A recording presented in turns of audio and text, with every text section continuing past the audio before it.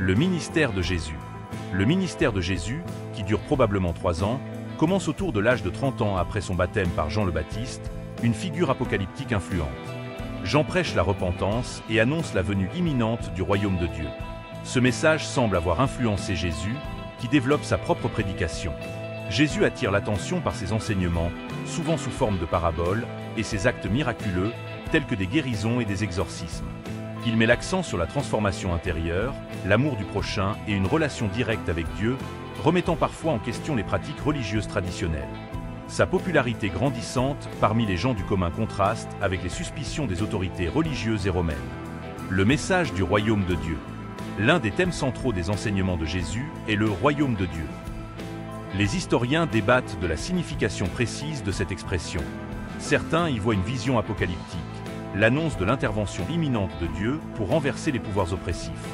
D'autres interprètent ce concept comme une transformation spirituelle et éthique présente ici et maintenant.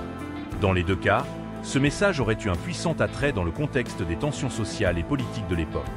La crucifixion. Jésus est arrêté à Jérusalem après avoir suscité la controverse, notamment en chassant les marchands du temple, un acte interprété comme une critique directe des autorités religieuses. Il est jugé par le Sanhédrin, le conseil religieux juif, puis livré à Ponce Pilate, le préfet romain. Pilate, connu pour sa brutalité, ordonne l'exécution de Jésus par crucifixion, une méthode de mise à mort réservée aux criminels et aux insurgés. La crucifixion de Jésus est un événement attesté par plusieurs sources historiques.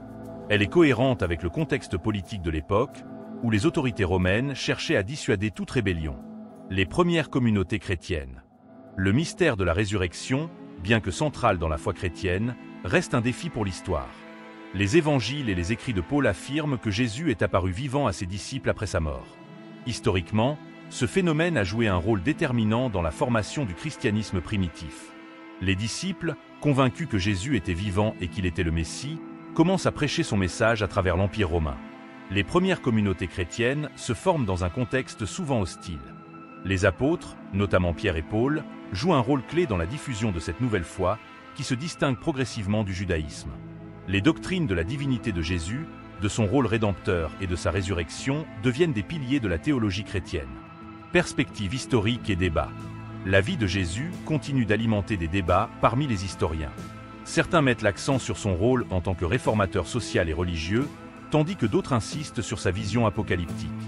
Le Jésus historique est souvent distingué du Christ de la foi, ce dernier étant façonné par des siècles de tradition théologique.